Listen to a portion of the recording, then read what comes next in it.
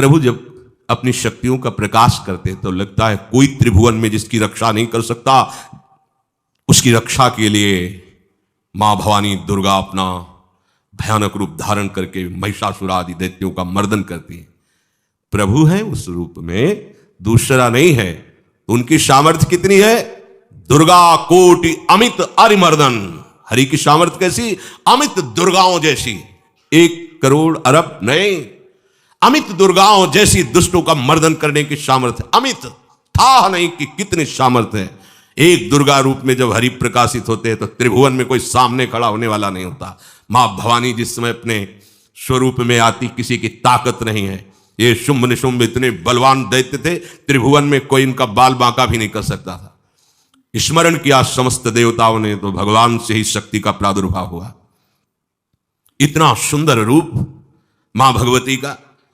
शुंभ निशुंभ के पार्षद घूमते रहते थे, उन्होंने देखा, जाके बताया कि आपके महल में जितनी सुंदरियां उसकी दासी बनने योग्य भी नहीं है, ऐसी सुंदरी का हमने दर्शन किया। बोले मेरा जाके परिचय बताओ। बोले ऐसा नहीं लगता कि आपके परिचय बताने से केवल आ जाएंगी। तो उनका अगर ऐसा नहीं तो केश कर्षण निर्धुता गौरवा मां गरिष्यति, उसके गौरव को धूल में मिलाते हुए बाल पकड़कर घसीट कर हमारे पास लाओ। मार्कंडेय पुराण। उनके पार्षद गए और बताया हमारे मालिक शुंभ निशुंभ है, उनका आदेश है कि आप महल में चलो और आदर सहित, अगर आप ऐसा ना करती हैं तो मैं आपका निरादर करते हुए बाल पकड़कर घसीटते हुए ले जाऊंगा। देवी जी ने मुस्कुरा दिया और कहा अपने मालिक से कह दो जाकर के कि हम उसी की आज्ञा पालन करती है जो हम पर युद्ध में विजय प्राप्त कर ले। वो जाके बोले हाँ वो तो मतवाले, त्रिभुवन में कोई जोड़ ही नहीं था। आए और उद्दंडता पूर्वक वचन बोलने लगे। माता जी ने कहा बस तब तक बोल ले जब तक मैं मधु का पान कर रही हूं, बस ये पान करते ही तेरी जीवन लीला समाप्त हो जाएगी। ऐसा ही हुआ। जो ही पान करके सिंह पर सवार होकर गर्जना की, सारा का सारा अहंकार धूल दूषित हो गया, काट के फेंक दिया। ऐसी अनंत अमित दुर्गाओं जैसी सामर्थ्य हमारे प्रभु श्री हरि में, अमित दुर्गाओं जैसी, क्योंकि अनंत शक्तियों के स्वामी हैं। उनकी लीला में क्यों है वो? अरे वो जब करुणा करते हैं, अपनी महिमा से उतरते हैं, तो भक्त जब ऐसे कर देता है तो डरप जाते हैं। माधवदास बाबा ने कहा नहीं चलना तुम्हें ब्रज में, हम तुम्हारी कहां तक सेवा देखेंगे, तुम्हें बाल भोग राजभोग। बाबा जी हैं, कभी मिला कभी यहीं रहो। वो बाबा आपके बिना नहीं रह सकते। दोबारा बोल नहीं पाए जगन्नाथ। ये सुन करके हृदय बलिहार होता है। ओ ऐसे सामर्थ्यशाली प्रभु अपने भक्त के प्रेम प्रणय पर भी कितना डरते हैं। ये भक्त नाच पड़ता है। ये कुतर्क की संशय की वृत्ति यहां प्रवेश नहीं करती। दुर्गा कोटि अमित अरिमर्दन, अमित गिनती नहीं ऐसी अनंत दुर्गाओं जैसी शक्ति हमारे प्रभु में विराजमान है।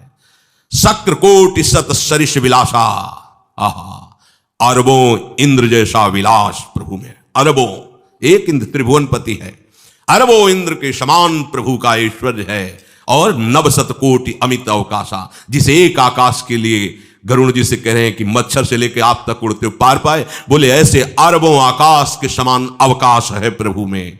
मरुत कोटि सत विपुल बल, रवि सत कोटि प्रकाश, शशि सत कोटि सुशीतल, समन सकल भव त्रास। अरबों अरबों पवन के समान महान बल है। अगर त्रिभुवन में कोई बल है तो पवन में बल है, वायु बल। बड़े बलवान देवता, बल में इनके समान कोई नहीं। इन्हीं के अंश से प्रकट होते पवन पुत्र हनुमान, और इन्हीं के अंश से प्रकट होते पवन पुत्र भीम।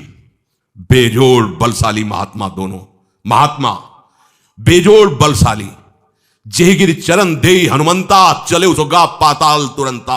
जिम अमोघ रघुपति कर बाना, ये ही भांति चले हनु। किलकार दे तो राक्षसियों के गर्भ गिर जाते थे। ऐसे महान बली हनुमान जी। और भीम का क्या कहना है? जब ये देव पुष्प उड़ करके आया और द्रौपदी जी को दिया गया, तो द्रौपदी जी ने कहा इसका जोड़ होना चाहिए, इस पुष्प का। सबसे कहा पर किसी ने नहीं सुना। भीम ने कहा कहीं भी मिलेगा मैं इससे लाएंगे। ऋषियों ने समझाया कि आगे मत बढ़ो, ये यक्षों की भूमि है, युद्ध हो जाएगा और तुम्हें तैयारी करनी है हस्तिनापुर के लिए, और तुम इधर, वो सब दिव्य हैं। पवन पुत्र हैं किसकी मां ने अपने वेग को बढ़ाया तो महाभारत में पढ़ के देख लो, इनके चलने के वेग से वृक्ष उखड़ उखड़ कर गिर रहे थे। ऐसे जब चल रहे थे तो चलने के वेग से वृक्ष उखड़ जाते थे भीम के। तो हनुमान जी ने सोचा किसी के समझाए तो समझेंगे नहीं, तो आगे पवन पुत्र ही बैठ गए, बूढ़े बानर का भेष लेकर लंबी पूंछे से। मार्ग में मर्यादा है, किसी पशु को भी नहीं लांघना चाहिए। विवेकवान उपासक ऐसा नहीं कि कोई सो रहा है पशु भी आप उसे लांघ जाए, ऐसा नहीं। जो विवेक है, जो मर्यादा है, वैसे किसी सोते हुए को लांघना नहीं चाहिए। उन्होंने कहा है वृद्ध बानर ये अपनी पूंछ हटा ले और मार्ग दे दे, इस समय मैं विशेष कार्य के लिए जा रहा हूं। तो उनका जब कही दिया है वृद्ध, तो आप समझ ही रहे होगे कि वृद्ध में क्या ताकत होती है। अब मेरी ताकत पूंछ हटाने की नहीं रह गई है, आपने तो वृद्ध ही कह दिया है, तो आप समझ रहे हो ना, आप पूंछ हटा लीजिए। कहा हमारी आज्ञा की अवहेलना करे, ऐसे उठी नहीं, दोनों हाथ लगाया, नहीं उठी, पूरी ताकत लगा दी। पवन पुत्र भीम की पूरी ताकत लग गई, पूछ जरा से भी नहीं ली। हाथ जोड़ के खड़े बोले हम समझ गए हमारे बड़े भ्राता आप हनुमान जी हैं, क्योंकि ऐसा कोई बानर सृष्टि में पैदा नहीं हुआ कि मैं उसकी पूंछ ला हिला सकूं, मैं समझ गया। तो मुस्कुराए और बैठ के बोले हमारी आज्ञा मानो, इस मार्ग में मत जाओ, ये देव मार्ग है, ऐसे ऐसे सिद्ध है कि आपका अपराध बन जाएगा, आप शाप से युक्त हो जाएंगे, इसलिए मैं आपको मना। बोले प्रभु जब आप कृपा करके आए हो तो हमें वो रूप दिखा दो जो लंका में आपने रूप दिखाया। बोले मत उस बात की चर्चा करो, रहने दो। बोले प्रभु एक बार देखना चाहता हूं कि मेरा बड़ा भाई कितना बलवान है। हनुमान जी ने कहा फिर देख लो। कनक भूधराकार शरीरा समर भयंकर अति बल। कांप गए भीम जी, हाथ जोड़ बोले भैया माफ लीजिए। स्वर्णिम कांति, वो भयानक उनका रुद्र रूप, कांप गए भीम, कांप गए। वायु में अगर बल में देखा जाए तो सबसे ज्यादा वायु बलवान है। भगवान कैसे है? मरुत कोटि सत विपुल बल, अरबों वायु जैसी महान ताकत हमारे प्रभु में है, संशय नहीं।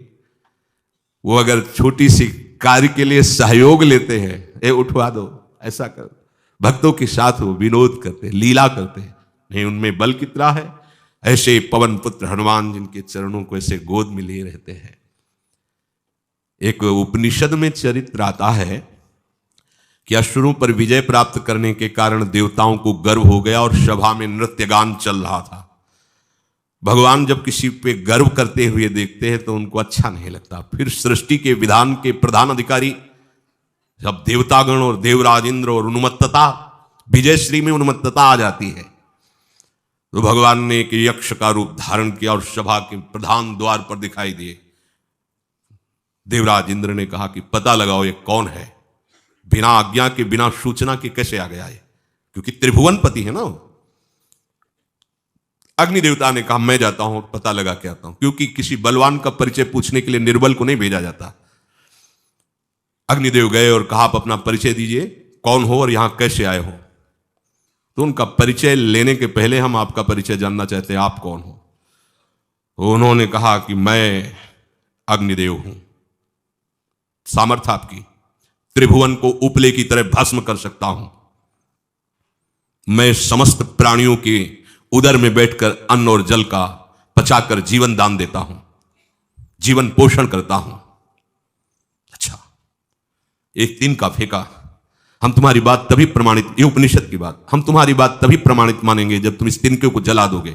अब कोई अग्नि देवता से तिनका जलाने की बात कहे, सहज में दृष्टि डाली, कुछ नहीं हुआ, पूरा पावर लगा दिया।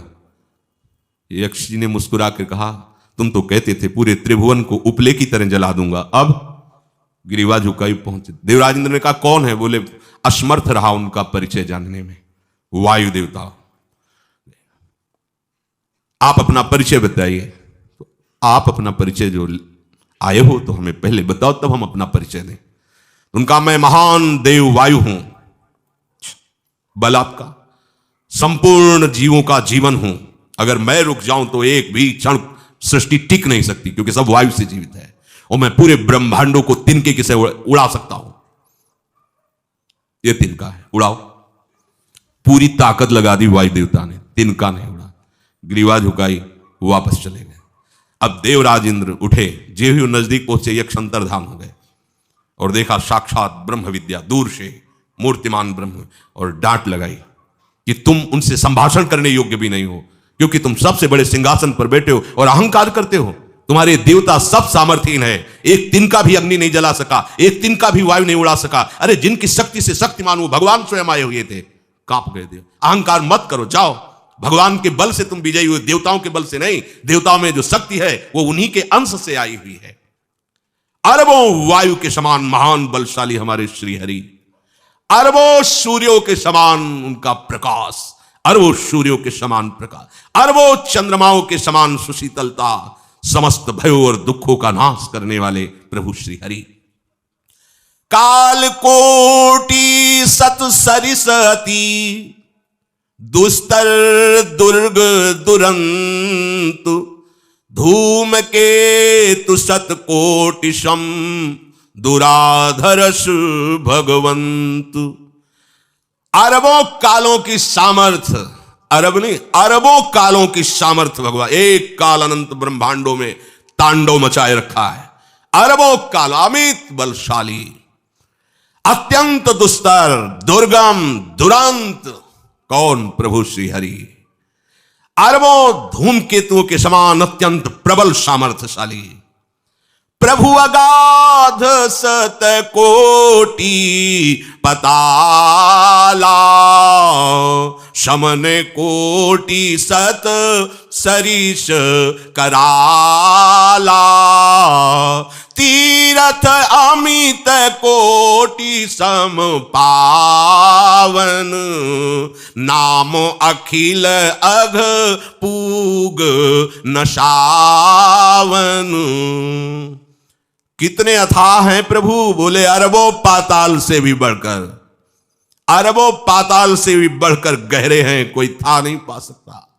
कितने भयानक हैं? अरबों यमराजों से भी ज्यादा भयानक प्रभु श्री हरि हैं। अनंत कोटि तीर्थों को भी पावन करने वाले परम पवित्र जिनके श्री चरण है वो तीर्थपाद श्री हरि हैं। अनंत तीर्थों की उनका नाम ही संपूर्ण विश्व के पाप समूहों का नाश करने में समर्थ है। हिमगिरि कोटि अचल रघुवीरा, सिंधु कोटि सत समगंभीरा, कामधेनु सम कोटि। आहा, देखो अब किसके सामने तुम्हें हाथ पसारने की जरूरत है? समझो, अगर अपने प्रभु को जान जाओगे, समझ जाओगे, तो फिर कहीं इधर उधर झांकने की जरूरत नहीं, किसी के सहयोग की जरूरत नहीं। कैसे प्रभु? ऐसे वो स्थिर हैं कि जैसे तूफान चल रहा और हिमालय का आश्रय ले लो तो डरने की जरूरत नहीं, कोई भी तूफान हिमालय को उखाड़ नहीं सकता। ऐसे ही कह रहे हैं अरबों हिमालयों जैसी स्थिरता प्रभु श्री हरि में है। अरबों समुद्रों के समान गंभीर है। कामधेनु सत कोटि समाना, सकल काम दायक भगवाना, सारद कोटि अमित चतुराई,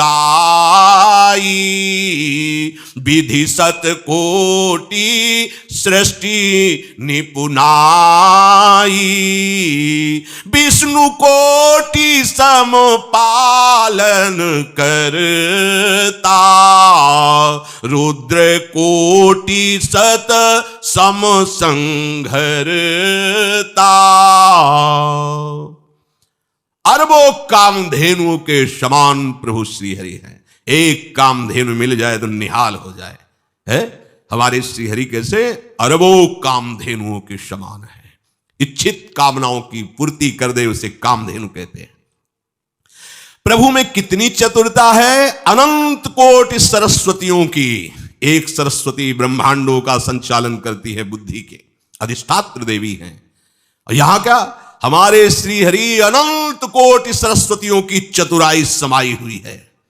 अरबों ब्रह्माओं के समान सृष्टि रचने में समर्थ। एक ब्रह्मा प्रकट कर दिया, एक वैभव प्रकट हो गया। अरबों ब्रह्माओं जैसी सामर्थ सृष्टि रचना की प्रभु में है। आहा, और अरबों विष्णुओं के समान पालन करने की सामर्थ्य प्रभु में है। अरबों शंकर के समान संहार करने की सामर्थ्य प्रभु में है। धनद कोटि सत समधन वाना, माया कोटि प्रपंच निधाना, भार धरन सत कोटि अहिसा, निरवधि निरूपम प्रभु जगदीसा।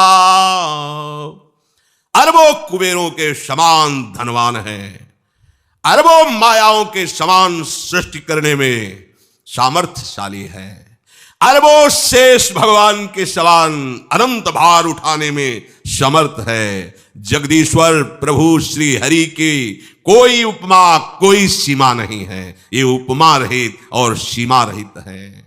निरुपम न उपमा आन राम समान, राम निगम कहे, जिम कोटि सत खद्योत समु, रवि कहत अति लघुताल है।